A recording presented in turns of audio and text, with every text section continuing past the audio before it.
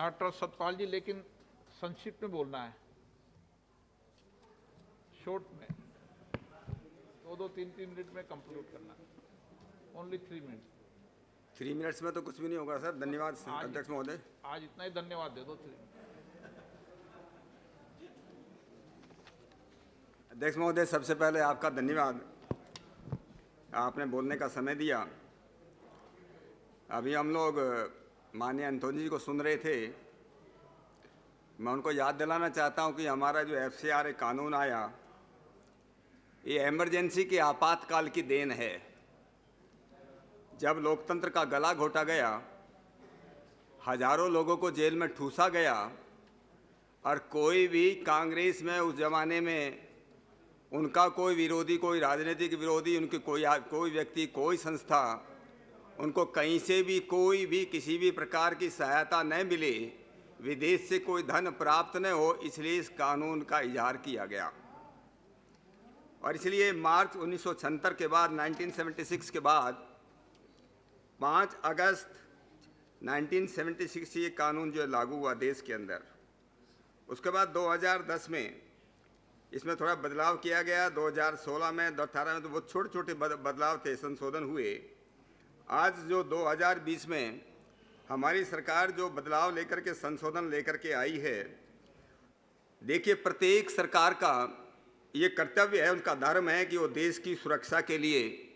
कानून बनाए, उसमें जो है सुधार लाए, संशोधन करे, देश के इतिहास और संस्कृति की रक्षा करे और अपने नागरिकों के विकास और कल्याण के लिए काम करे।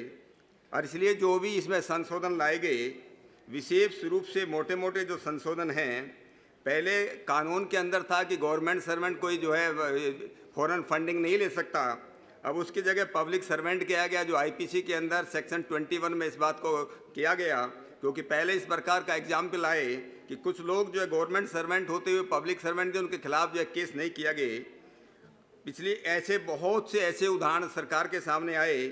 जब NGO ने जो बाहर से फंड ले रही थी, उन्होंने बिना किसी सरकार के परमिशन के ऐसे लोगों को, NGO को अपना फंड दिया,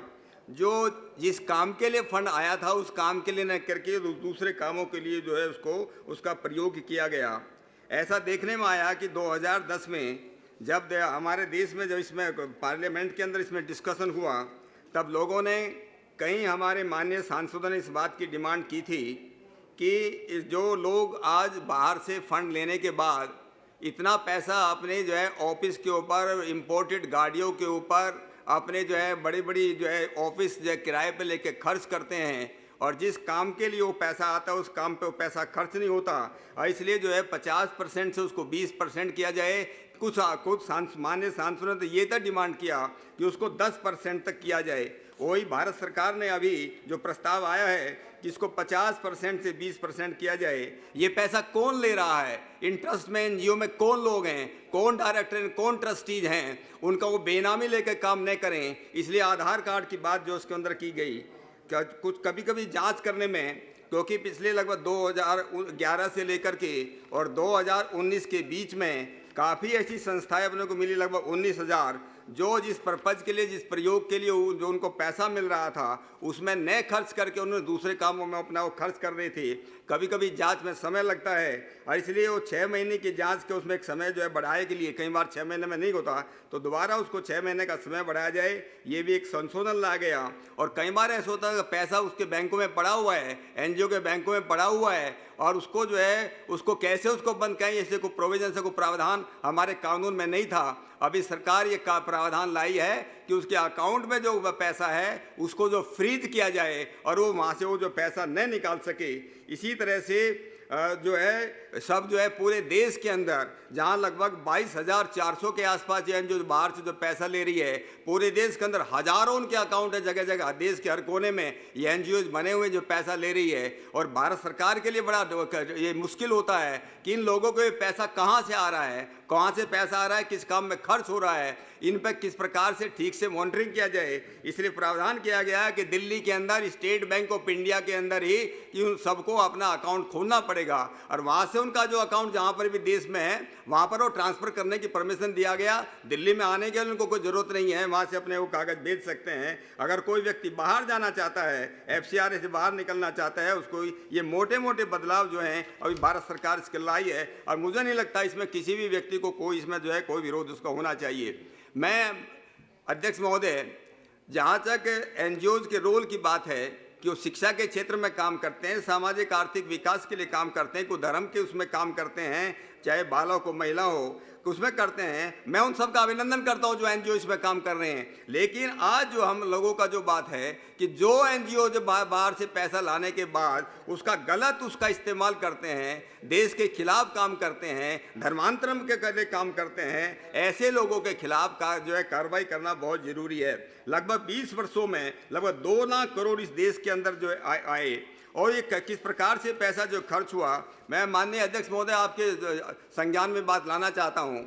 मैं जब पुलिस कमिश्नर था मुंबई के अंदर, हमारे कुछ रिलेशन में यूनाइटेड स्टेट अमेरिका के अंदर वो कुछ पैसे भेजना चाहते थे, कुछ धन भेजना चाहते थे, जो स्ट्रीट चिल्ड्रन होते हैं, जिसको होमलेस चिल्ड्रन है, बच्चे जिनके पास कोई घर नहीं है। तो मैंने पता किया कि मुंबई शहर के अंदर सबसे अच्छी संस्था कौन सी है जो स्ट्रीट चिल्ड्रन के लिए बारे में काम करती है। मैं उसका यहाँ पर नाम लेना, लेकिन मैं आपको ये बताना सब माननीय सांसदों के सामने बात रखना चाहता हूँ। जब मैंने पता किया उनका जो इंटरनेट पर जो उनकी डिटेल थी उसमें पता किया कि ये मुंबई के अंदर 6 स्कूल चलाते हैं और जब मैंने उसको पता किया, इसकी जांच करवाई, तब मुझे मालूम चला वो एक भी स्कूल नहीं चलाते। केवल जो है एक दिन में जो है केवल 1 घंटा एक रेलवे प्लेटफॉर्म पर जो है लगभग 15-20 बच्चों को बुला करके उनको वहाँ पर जो है थोड़ा उनको कुछ शिक्षा देते हैं और वो 6 स्कूल ऐसे करके वो करते हैं। मैं कहता हूँ कि कुछ हमारे देश के अंदर दुर्भाग्य से हम जो है पहले जब जिस पर गुलाम अंग्रेज लोग यहाँ पर वो करते थे और जब जिस प्रकार से NGO और आदिवासी क्षेत्रों के अंदर हमारे जंगलों में जिस प्रकार से, अध्यक्ष महोदय मैं अभी जल्दी खत्म करने वाला हूँ,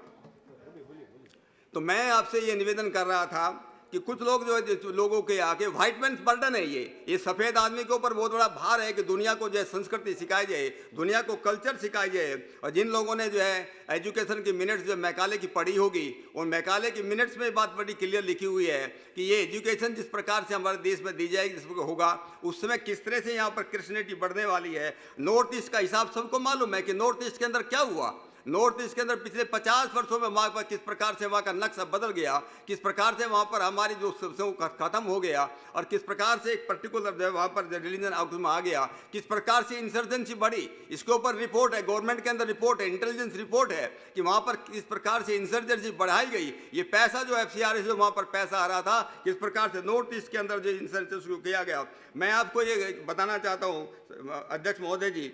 कि उड़ीसा के अंदर 1999 में जब बहुत लोगों को बात मालूम होगी, वहाँ पर एक जो है ऑस्ट्रेलियन जो वहाँ पर मिशनरी काम करते थे, ग्राहम स्टेन्स थे, उसके बारे में इतना हल्ला हुआ इस देश के अंदर कि जब ग्राहम स्टेन्स की जो है हत्या हुई, जिस प्रकार से हत्या हुई वास्तव में गलत था, उसके 2 बच्चों के साथ जिस प्रकार उनको जलाया गया। लेकिन इसके इन्वेस्टिगेशन के बारे में बताना चाहता हूँ, ये रिकॉर्ड पर है, ये CBI ने इस केस का इन्वेस्टिगेशन किया और CBI ने उस बात का इन्वेस्टिगेशन किया, उड़ीसा की क्राइम ब्रांच ने इसका इन्वेस्टिगेशन किया, उसके बाद जस्टिस DP वाधवा कमीशन बना और सब लोगों ने ये बात लिखी है कि ग्राहम बेल सबने कहा कि वहाँ आदिवासियों का जो धर्मांतरण किया जा रहा था, ये सबसे बड़ा कारण था उसको वहाँ पर उसके लोग जो खिलाफ हुए। और केवल ये बात नहीं है अध्यक्ष महोदय, वहाँ पर जो है इस समय मैं नाम लेकर के बता रहा हूँ, इस समय जो वहाँ पर अधिकारी उसको सुपरवाइज कर रहा था CBI के अंदर केस, इस समय वो केरला के अंदर केरला का DGP है,